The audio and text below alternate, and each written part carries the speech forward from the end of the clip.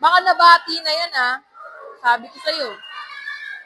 Ate, sensory motor stage lang yan. Normal lang yung stage niya. Sensory motor. Ano yan, gamot? Gusto ko nung kabataan ko, 1 year old pa lang, marunong nang maglaba. You talking money, need a hearing aid. You talking about me, I don't see a shade. Switch on my side, I take any lane. Switch on my car, watching anything.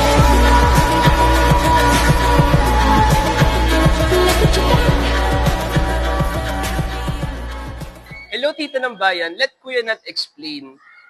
Baby Teo is not slow. He's still in a sensory motor stage. Ibig sabihin, he's still learning. If when things exist, he can't see them. Tita, normal lang yan. Baby Thea is not slow. He's still learning. Nag-umpisa pa lang siyang mag-connect ng dots. Ha? Curious? Eh, akala ko nga nawawala na utak niya. Parang kahapon, naghahanap ka rin kaya salamin mo. Nasa loob mo lang pala. Stop calling babies slow. They're not behind. They're learning in their own way and in their own time.